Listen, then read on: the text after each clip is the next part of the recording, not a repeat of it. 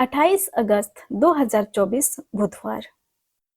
पहला पाठ दूसरा थेसलनिकियों अध्याय 3 पद संख्या 6 से 10 और 16 से 18।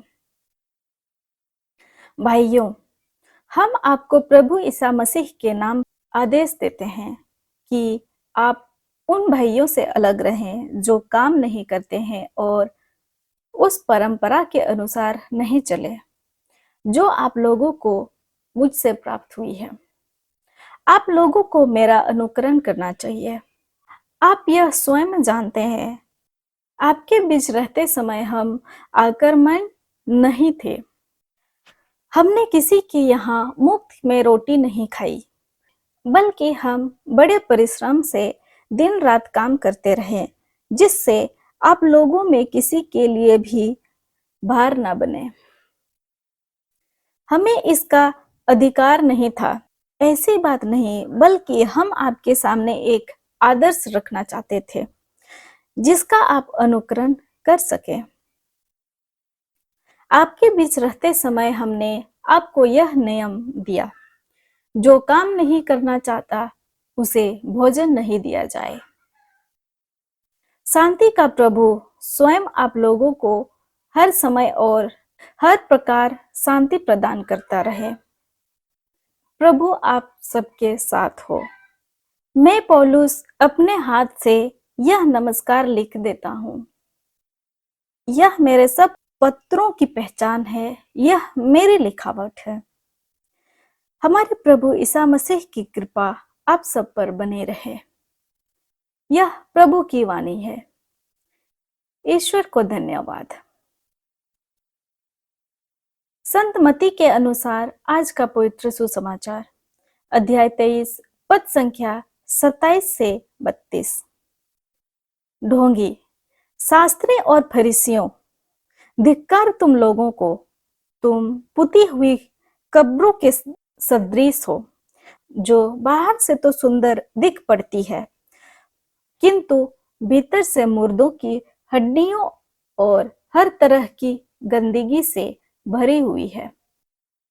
इस तरह तुम भी बाहर से लोगों को धार्मिक दिख पड़ते हो, किंतु भीतर से तुम पाखंड और अधर्म से भरे हुए हो। ढोंगी, शास्त्रियों और फरीसियों, धिक्कार तुम लोगों को, तुम नबियों के मकबरे बनवाकर धर्मात्माओं को स्मारक संवार कर कहते हो, यदि हम अपने पुरखों के समय जीवित होते तो हम नबियों की हत्या करने में उनका साथ नहीं देते। इस तरह तुम लोग अपने विरुद्ध यह गवाही देते हो कि तुम नबियों के हत्यारों की संतान हो। तो अपने पुरखों की कसर पूरी कर लो। यह हमारे प्रभु यीशु ख्रिस्त का सुसमाचार है। ख्रिस्त की जय। तो आइए आज के दोनों पाठों पर मनन चिंतन करते हैं। यदि हमें भोजन बिना नमक के भरोसा जाए तो क्या ही भोजन का आनंद लेंगे।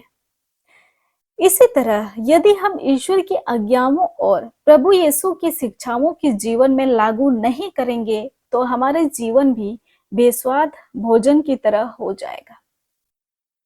सुसमाचार में प्रभु यीशु शास्त्रियों और फरीसियों को बार बार ढोंगे व पाखंडी इसलिए कहते रहे क्योंकि वे ईश्वर की आज्ञाओं को अच्छे से जानते तो थे, परंतु उनका पालन नहीं करते थे।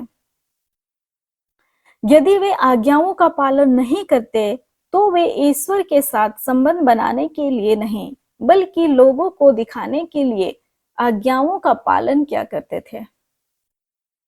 वे बाहरी रूप से ईश्वर में दिख पड़ते थे, परंतु उनका हृदय ईश्वर से कोसों दूर था।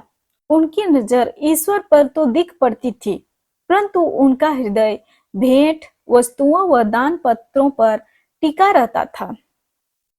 वे ऐसी खोई हुई भेड़ थी जिन्हें ईश्वर के साथ मेल मिलाप कराने के लिए प्रभु यीशु जैसे व्यक्ति की जरूरत थी, जो उन्हें बता सके कि पिता ईश्वर बलिदानों से नहीं, भेंट दानों से नहीं, बल्कि तुम्हारे प्रेम और उसकी इच्छा पूरी करने से प्रसन्न होता है।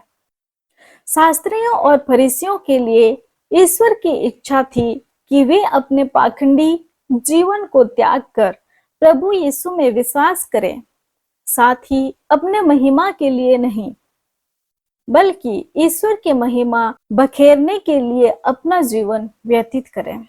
धन्यवाद। आप सभी को जय यीशु।